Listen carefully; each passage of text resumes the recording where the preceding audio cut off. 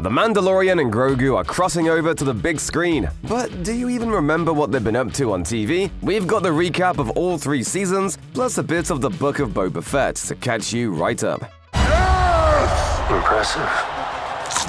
Let's set the scene. It's now been 5 years since Luke and the gang laid waste to the Galactic Empire. While the galaxy has mostly moved on, Imperial forces still lurk in the shadows here and there, and some of them might just have plans to regain the power they once enjoyed before the Republic had to go and screw up the works. It's against this backdrop that we follow a no-nonsense Mandalorian bounty hunter named Din Djarin, who often goes by the sobriquet Mando. I can bring you in warm, or I can bring you in cold. Hailing from the planet Mandalore and elsewhere, these stoic warriors aren't a single species, but rather a melting pot of humans and aliens that follow a strict cultural creed built around the ideals of honor and discipline. George Lucas has said that they're partly inspired by the warriors of ancient Sparta, which tracks. It's even more obvious when you compare their helmets. The whole discipline thing goes double for Mando, perhaps because he's been rolling with a very strict Mandalorian clan since he was adopted by them at a very young age, after being orphaned. He doesn't take his helmet off, as in never, and chills in the sewers when he's not scouring the galaxy for his next bounty. Just full-on embraces a Mandalorian life day in and day out. This is the way. This is the way.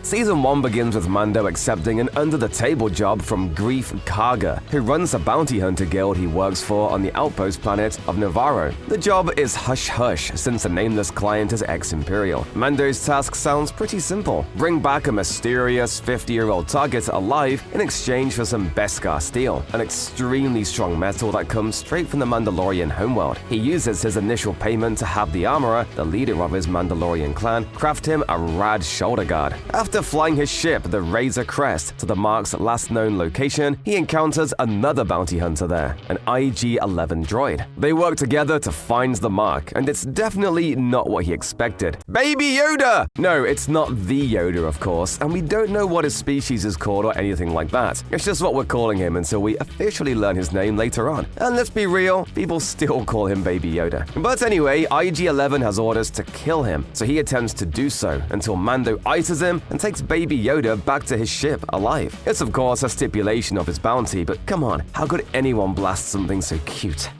Things don't go too swimmingly on the way back to the client. When Mando gets back to the Razor Crest, he finds that the Jawas have, unsurprisingly, stripped it for parts. They'll give him the parts back, but only if he snags some eggs from a big rhinoceros-looking thing called the Mudhorn. It gets dicey for a minute, but thanks to Baby Yoda's burgeoning force powers, Mando gets to live another day. You can tell Baby Yoda's already starting to grow on him by this point. Just look at him being a cute little menace in the ship. Still, it's not enough to stop Mando from delivering him to the client and the mysterious Dr. Pershing. He wants to know what they plan on doing with him, but the client, of course, is tight-lipped about it. Is it not the code of the guild that these events are now forgotten? Nonetheless, Mando leaves Baby Yoda to his fate and takes his Beskar steel to the armorer. After scoring a full set of badass armor, he sets out to complete his next job, only to be reminded of Baby Yoda. The missing knob is enough to make him change his mind and head back to save him from what looks to be a weird experiment of some kind. But escape isn't so easy. Karga and a bunch of his fellow bounty hunters are all out to bring them in at the behest of the client. A big battle ensues and ends with Mando's Mandalorian buds swooping in to save the day. After being escorted off Navarro, Mando sets off to reunite Baby Yoda with his own kind. Their first stop is a forest planet, Sorgin. You ready to lay low and stretch your legs for a couple of months, you little womp rat? Nobody's gonna find us here. Here he runs into an ex-Rebel Alliance shock trooper named Cara Dune. Once they're done fighting, she asks him to leave, since she's in hiding and doesn't want any extra attention drawn to her. But Mando's approached by some villagers and hired to drive off some raiders. After he does this, he prepares to leave Baby Yoda, thinking it's a safe enough place, until a bounty hunter shows up and tries to kill the little guy. Thankfully, Cara is there to blast him before he gets a shot off. Then they set off on a couple of side quests. The first takes place on good old Tatooine. Here, Mando teams up with with another bounty hunter, Toro Calican, who's hoping to bring in an assassin named Fennec Shand. Calican ends up shooting Shand and double-crossing Mando, which results in his death. Shouldn't have brought Baby Yoda into it, man. After that, Mando teams up with a ragtag group of mercenaries and works with them to bust a prisoner out of a New Republic prison ship. And they end up double-crossing him too. Jeez, this guy can't catch a break. It's fine, he finds a way out of it just like always. It's at this point that Karga hits up Mando and asks for a truce. The client from before has taken over the town of Navarro, and he needs Mando's help to free them. How will Mando do this? Karga suggests he use Baby Yoda as bait. Once we get near the client, you kill him, and we both get what we want. Sounds kinda shady, right? Assuming it's a trap, Mando hits up Cara Dune and Kuel, an Ugnaught he befriends in the beginning of the show, to back him up. Turns out it is a trap, but Karga changes his tune after Baby Yoda saves him and helps Mando infiltrate the client's stronghold. Things go according to plan, until Imperial forces show up out of nowhere and blow the client away. Yep, it's an official takeover helmed by the show's big bad, Moff Gideon. The client isn't the only one who gets blasted. Gideon manages to seriously wound Mando, who is then forced to remove his helmet in order to get treated. It's fine, he has IG-11 do it, so it doesn't really count. Or does it? After he's all patched up, they hit up the armorer, who tells Mando that Baby Yoda is now officially part of his clan since he saved him. So she engraves his armor with their new sigil, the Mudhorn, and gives him a new jetpack as well. Hell yeah. Once they leave the sewer, they're attacked by Gideon, who's piloting a TIE fighter. Things look pretty dire, but Mando knows exactly what to do. Sure doesn't take long for that new jetpack to come in handy. Eat Marv! Season 1 ends with the villain using a darksaber to slice his way out of his wrecked TIE fighter, and Mando heading off with Baby Yoda. In Season 2, Mando is all about reuniting Baby Yoda with his own kind. The only problem is that pretty much no one has any clue where his homeworld might be. Doesn't help that the little guy can't talk, even though he's 50-ish years old. Come on, man, you can levitate monsters, but you can't even say, "Baby Yoda, phone home," or something. Just kidding, mate, everyone loves you. You can do no wrong. You know, if this thing ever divides or buds, I will gladly pay for the offspring. Mando's search brings him back to Tatooine, where there's supposedly another Mandalorian hanging around who might be able to help him. Sure enough, there is, but it's not what it looks like. Nope, it's just a town marshal, Cobb Vanth, wearing a Mandalorian's armor. And it's not just anyone's armor, it's Boba Fett's armor. Since it's not cool for some guy to just wear Mandalorian armor, Mando insists he hand it over. Vanth agrees, but only if Mando helps him defeat a massive crate dragon first, which Mando pulls off with the usual aplomb. After he rides off with the armor, we see someone watching from a distance. You know who it is. It's Boba Fett! Turns out he did, in fact, survive the Sarlacc pit. He'll be back later.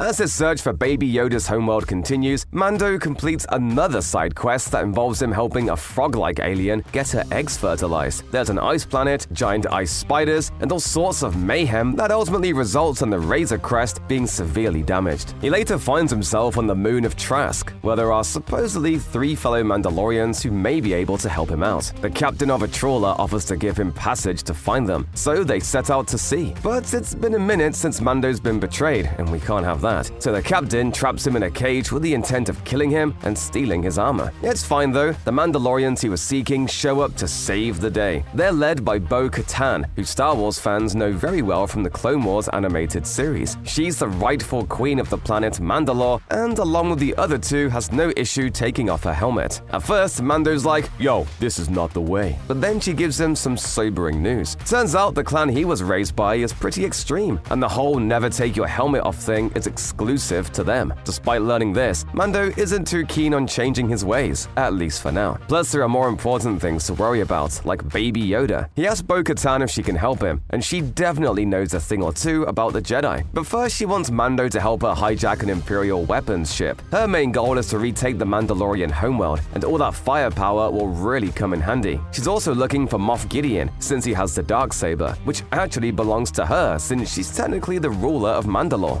The dark saber. Does he have it? If you're asking, you already know.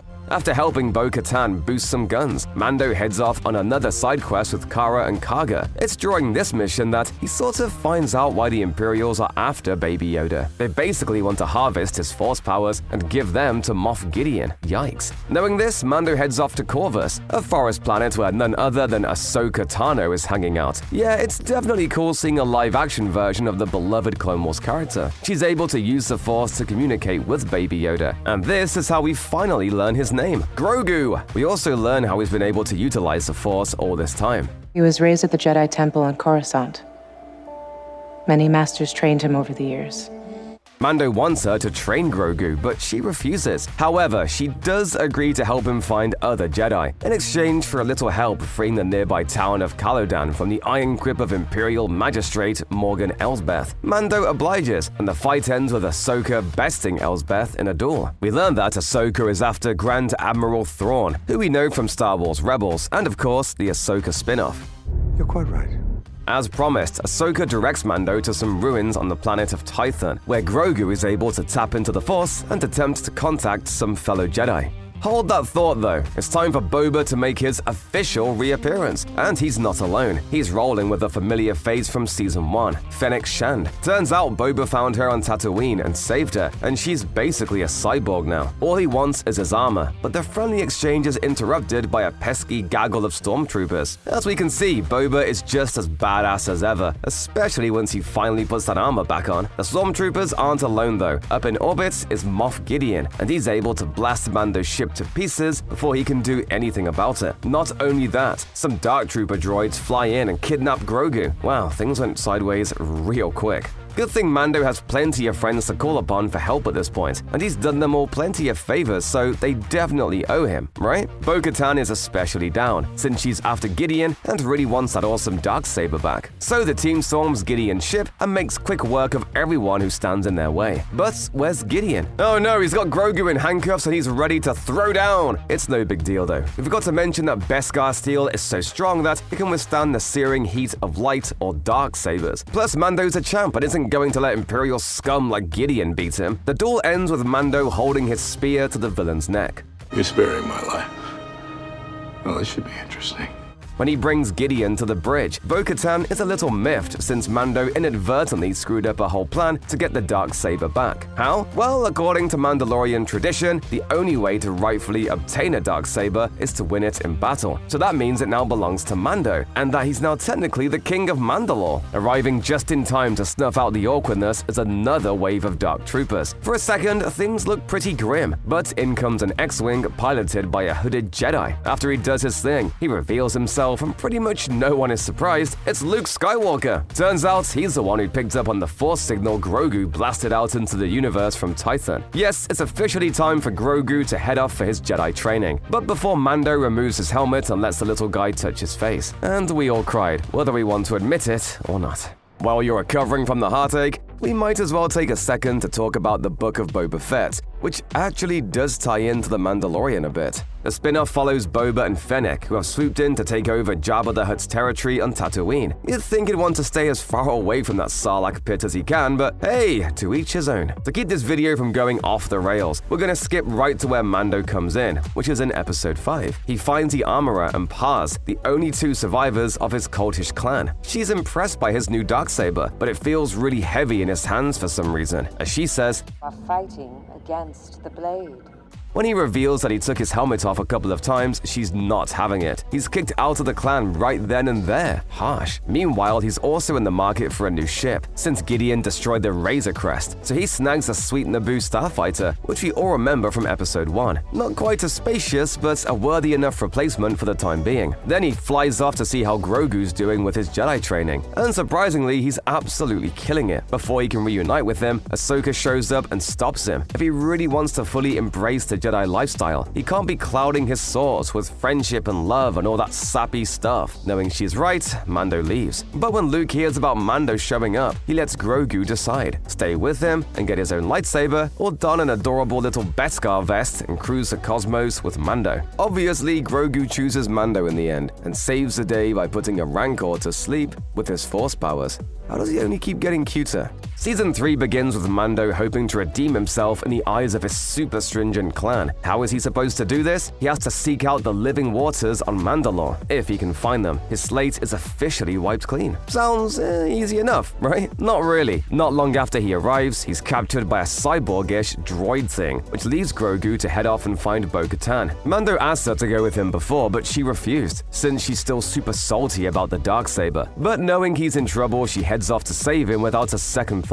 She of course manages to do this without much trouble, and with the Darksaber no less. But this doesn't really count as combat, so Mando still remains the technical king of Mandalore. Man, who wrote these rules? When Mando gets a chance to wade into the living waters, he and Bo-Katan find out the hard way why they bear the name. There's something pretty dang huge down there, a mythosaur, which is what the Mandalorian symbol is based on. Oh, and it isn't even supposed to actually exist. They head back to Bo-Katan's castle, only for it to be blown up by Imperial forces. So they go see the armorer instead, who forgives Mando for all of his helmet transgressions. And since Bo-Katan also ended up in the living waters and hasn't taken a helmet off since, she too is redeemed. Oh, and don't forget about Grogu. He earns his first armor piece as well. Mandalorian steel shall keep you safe as you grow stronger.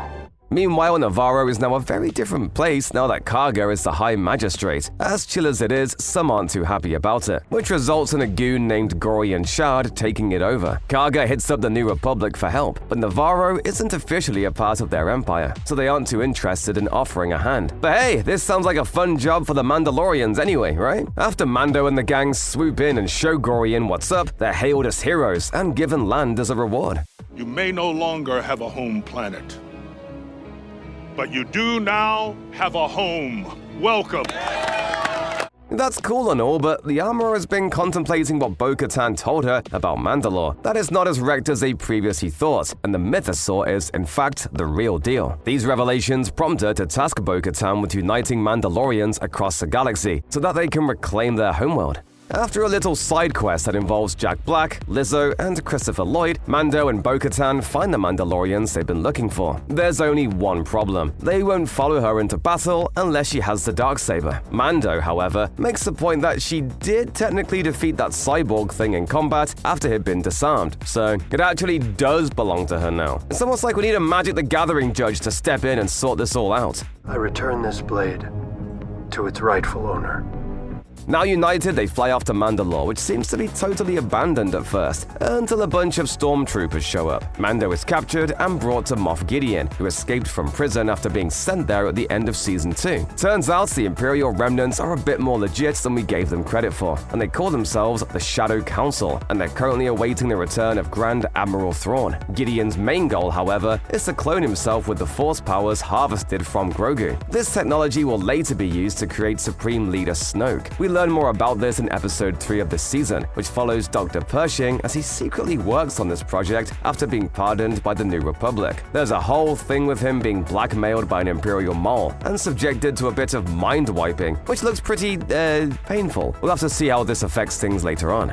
But anyway, Gideon has turned Mandalore into his own secret lair and made his own Beskar armor. Bo-Katan and her recon group escape, except for Paz, who sacrifices himself to cover their retreat, and Mando, who, as we said before, is captured. He doesn't stay captured for long though. Grogu shows up in style to save him. Earlier on, Mando and Karga found a way to turn IG-11 into a makeshift mech suit, which Grogu loved, but Mando wasn't too excited about at the time. But he's obviously pretty stoked about it now, and ready to do what needs to be done. We can't keep running.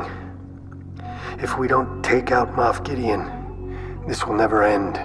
Freshly liberated, Mando finds Gideon's clones and destroys them. Meanwhile, Bo-Katan returns with reinforcements, and they all face off against the Imperials who have infested their beloved homeworld. In a battle with Gideon, Bo-Katan's Darksaber is destroyed, and things look pretty hopeless, until the Mandalorians crash their ship into Gideon's secret base and incinerate him. As the flames rage, Grogu uses his Force powers to protect Bo-Katan and Mando. With the Imperial forces dead, the Mandalorians can now officially call Mandalore home again. What's even more cool is that Grogu levels up after being officially adopted by Mando. You are now Din Grogu, Mandalorian apprentice.